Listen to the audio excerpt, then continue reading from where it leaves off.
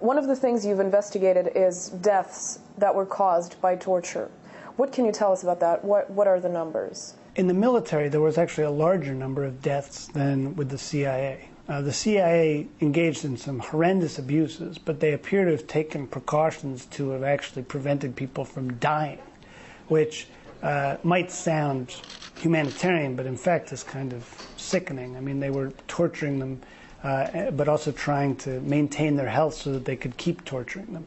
With the military, it wasn't so careful. The military subjected a lot of people to the same techniques, but without the precautions. And as a result, a large number of detainees in military custody died. Several in Iraq, some in Afghanistan. The CIA had a few deaths, but not as many as the military. You've written about the Obama administration using blackouts that Bush would use during his term as president. What are they trying to cover up? The CIA, sort of on their own initiative, continue to insist on heavy redactions and blackouts to documents, which make it difficult for us to find out what really happened. So even though the program is closed and over, they still won't come clean about what happened. And the reason for that is that they insist that it would damage national security. But it's hard to understand how it could damage national security when the program has been closed. I mean, what difference does it make whether we know about the program that no longer exists? Does that mean nobody is ever going to be held accountable?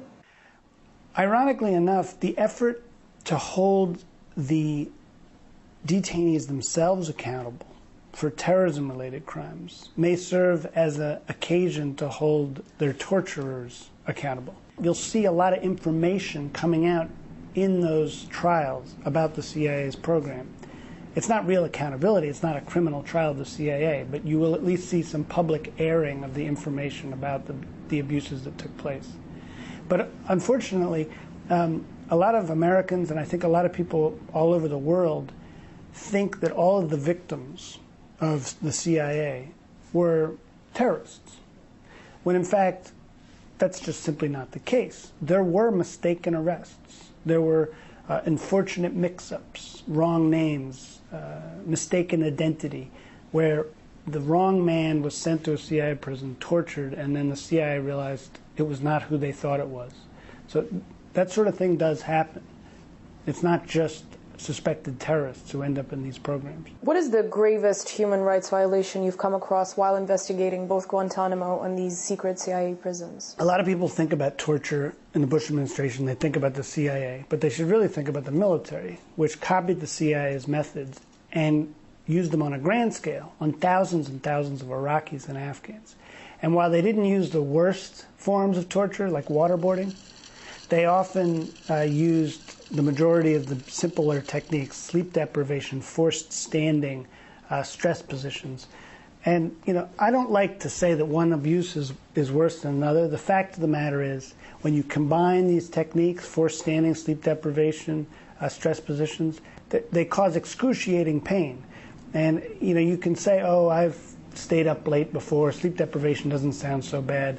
But the fact of the matter is, these techniques used in conjunction are horrible. And the military used them on thousands and thousands of detainees. So in some respects, the gravest, most serious abuse is not a particular technique, you know, waterboarding, Khalid Sheikh Mohammed. It's the fact that all of the techniques were approved for thousands of detainees in Iraq and were used on innocent, you know, farmers and taxi drivers and all these other people who definitely didn't deserve what happened to them. What does that tell us about the moral image of the United States, a country which prides itself in respecting human rights, when something like this goes on? This is a stain. I mean, the United States was led by a government which was complicit in human rights abuses, but also just basic violations of its own federal laws, because you know, our own laws prohibit these acts as well.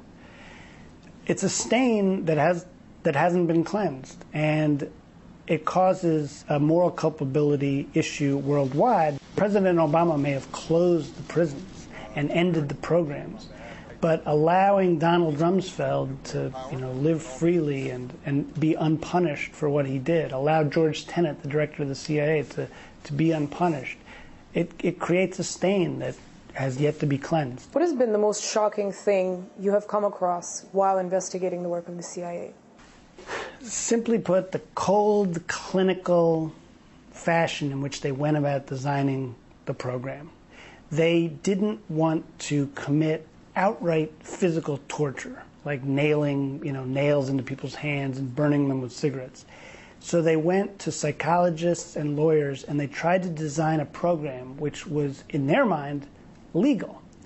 But all they really did was create this kind of horrible program that was riddled with bureaucracy and all these so-called safeguards that were supposed to make the program legal.